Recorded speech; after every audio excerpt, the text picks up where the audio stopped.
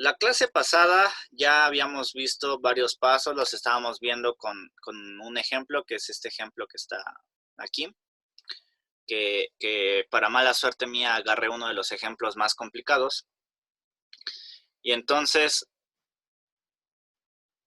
habíamos llegado ya a calcular, ¿dónde está mi plumita?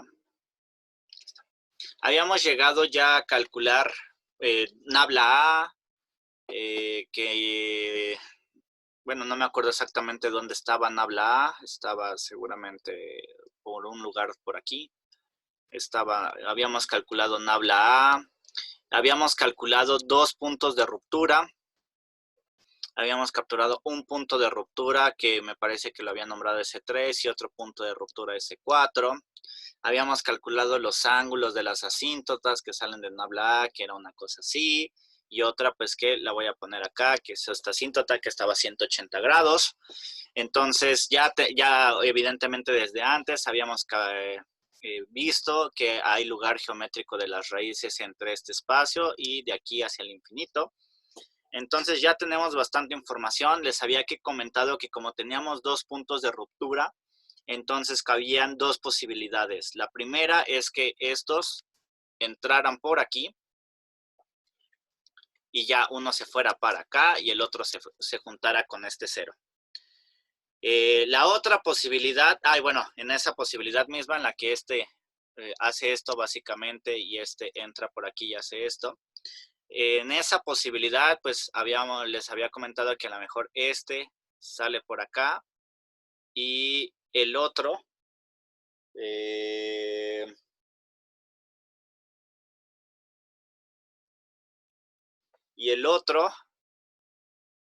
podría salir por acá.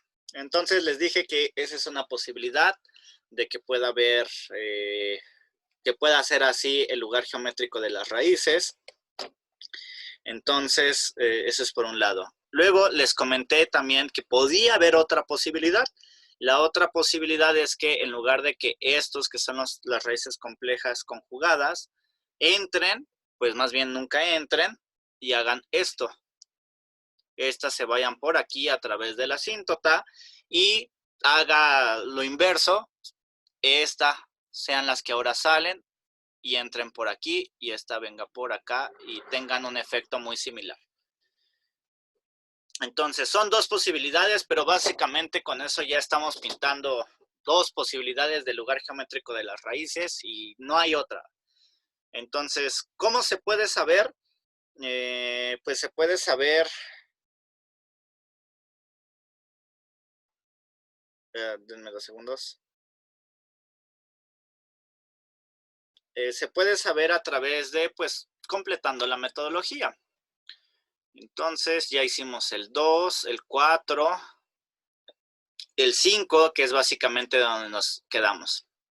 Para el 5 también habíamos sacado justamente los valores de esas Ks, a los cuales se comporta, se hace o se llevan a cabo esos puntos de ruptura. Recordemos que si... Déjenme ver dónde está. Recordemos que lo que estamos viendo es una variación de K desde un valor que ahorita no sabemos cuál es, hasta otro valor estable, ¿no? Entonces, era esto, sí, era este. Déjenme compartirles la pantalla nuevamente. Listo. Entonces, era esta parte justamente en donde ya habíamos calculado que para estos valores tenemos, aquí está un S, tenemos los dos S que era menos 4.79 y menos 2.49. Para sacar el valor de las Ks, pues sustituíamos, ¿no? El valor de S en esta función, sustituyendo S igual al menos 4.79 y sustituyendo en menos 2.49. Entonces, pues para este caso, sacamos que el primer punto, que es esto lo voy a borrar ahorita, el primer punto, que es el de menos 2.49, sucede cuando K es igual a 2.70. Eso implica que si nosotros regresamos a nuestro dibujito, este dibujo, quiere decir que el punto de ruptura que es este S3, quiere decir que cuando justamente se despegan mis raíces, ya sea que se despeguen las raíces, justamente cuando se despegan esas dos raíces, llámese esta y esta, cuando se despegan, quiere decir que estas dos, exclusivamente estas dos, cambiaron de ser reales, que estén sobre el eje real, cambiaron a pasarse por aquí. Bueno, lo estoy exagerando un poco, pero quiere decir que justamente se separaron y cambiaron a ser complejas conjugadas.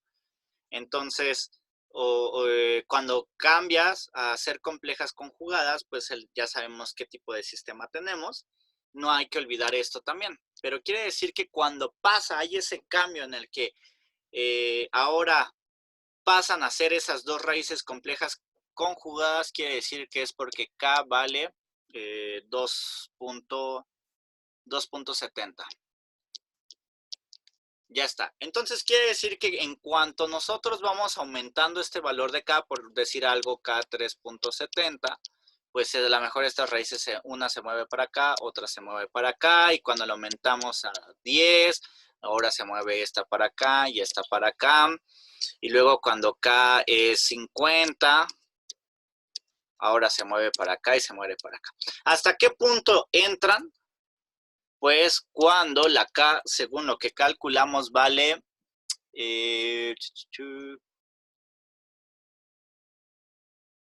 166. Entonces, quiere decir que la K en 166 hace que nuevamente estas raíces lleguen aquí al eje real y vuelvan a pasar de ser complejas.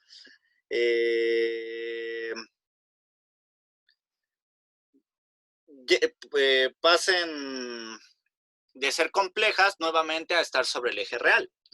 Sin embargo, en la clase pasada les comentaba algo de que, pues sí, pasa esto, pero quién sabe si esa K sea siendo o esté dentro del criterio de estabilidad de Routh-Hurwitz, porque al mismo tiempo que nosotros estamos variando esta K, resulta que estas raíces también se mueven.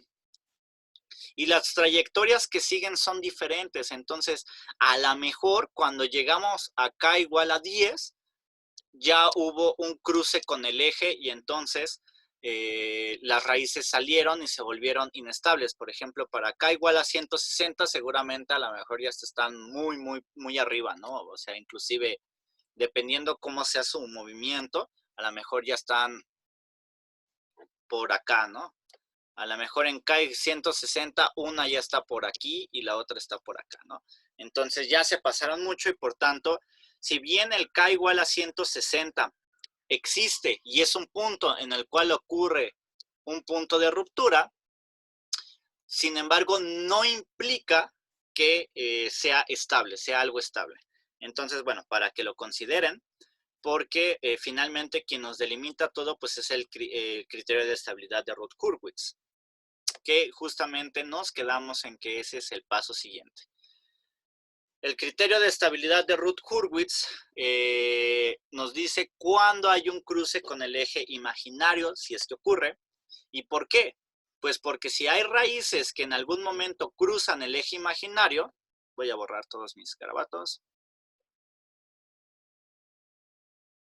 Si hay raíces, llámese estas o estas, que todavía tenemos esa duda de saber quiénes son, pero finalmente, para este caso al menos, las asíntotas ya nos están diciendo que sí, evidentemente va a haber, como las tenemos así, nuestras asíntotas, quiere decir que ya les había comentado que las asíntotas marcan la tendencia del movimiento del lugar de las raíces. Entonces, por consiguiente, ya sea cualquiera de los dos pares, pues en algún momento alguien va a cruzar el eje imaginario. Recordemos que este es el eje imaginario y este es el eje real.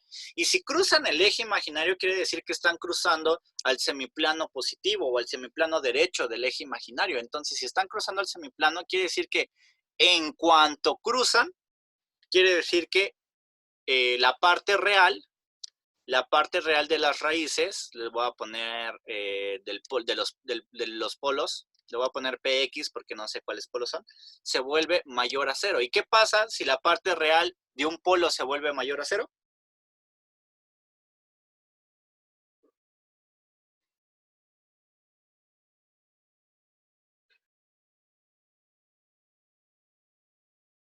¿Qué pasa?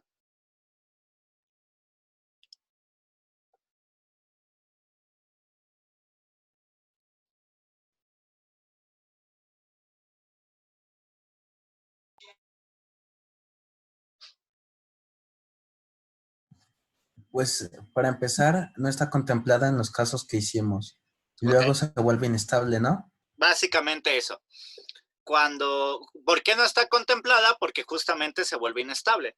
Cuando la parte real de un polo, recuérdenos, se vuelve positivo, pues entonces quiere decir que se vuelve inestable. Eso siempre ténganlo en mente. O sea, recuerden que si resuelven esto, si lo tienen en forma de un polinomio y les llega a salir como solución S1 a 0, S1 igual a menos 1, S2 a menos 2, por decir algo, y S3 igual a 1, recuerden que con 1 que sea positivo, todo el sistema es inestable. Entonces quiere decir que el sistema se va a volver completamente inestable, no importando si hay 1000 raíces estables y una inestable, es decir, que su parte real sea positiva, entonces no importa, quiere decir que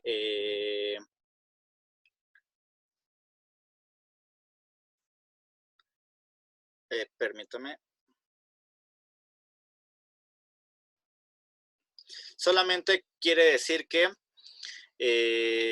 pues ya, con eso tendrían que el sistema es inestable. Entonces recuerden, si la parte real es mayor que 0, es inestable. Si la parte real de un polo, más bien si todos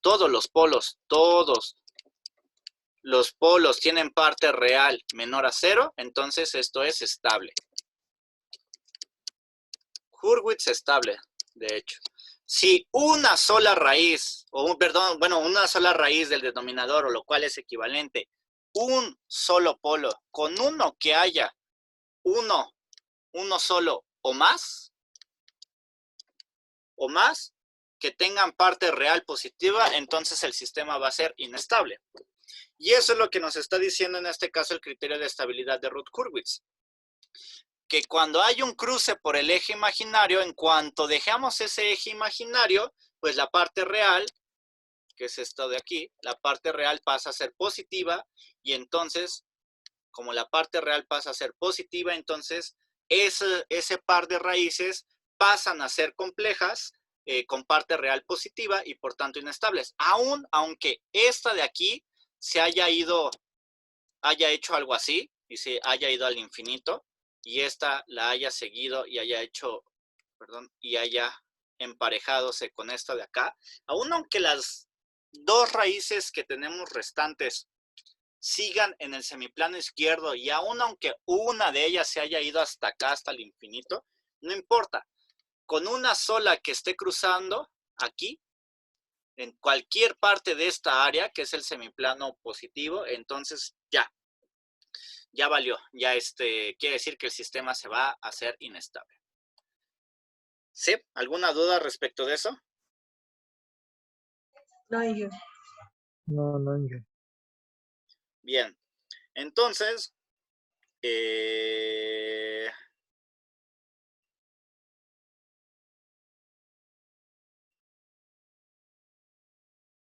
si regresamos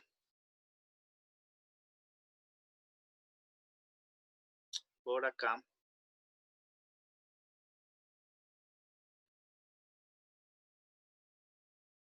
entonces, bueno, pues vamos a aplicar el criterio de estabilidad de Routh-Hurwitz para el ejercicio que estamos viendo.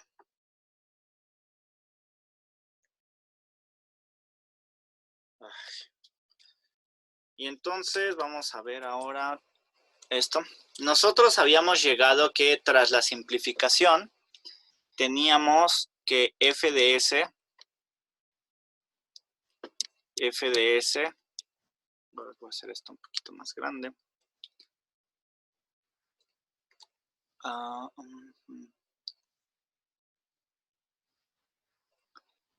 Listo. Habíamos obtenido que f de s es igual a s más 4 entre s cuarta más 5 s cúbica más 8 s cuadrada más 6s. Esto era enlazo abierto. ¿Están de acuerdo? Era el ejemplo, que es básicamente este de acá.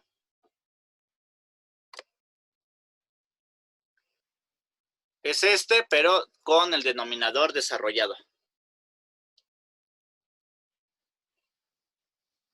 Entonces, ya teniéndolo así, pues esto es enlazo abierto. El criterio de estabilidad de Routh-Hurwitz contempla pues que ustedes ya hicieron su diagramita en donde ahora tienen algo así. Tienen esta misma función. Ahora tienen un controlador K, que es el que estamos viendo. Tienen esta función de transferencia a lazo abierto. Y tienen la realimentación, que esto es algo de lo que ya habíamos visto.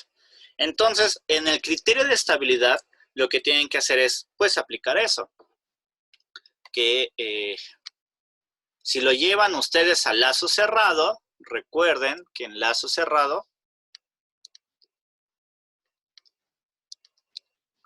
pues sería KS más 4K entre S cuarta más 5S cúbica más 8S cuadrada más 6S, ¿más qué? K. ¿K nada más? Más KS más 4K. Exacto, más KS más 4K. Recuerden que cuando lo tienen en lazo cerrado, bajo las condiciones de que hay realimentación unitaria aquí, y que nada más tenemos este controlador y la función de transferencia se compone por un numerador y un denominador de esta forma, entonces el numerador se suma directamente al denominador. Entonces, vamos a reiniciar por favor la conferencia.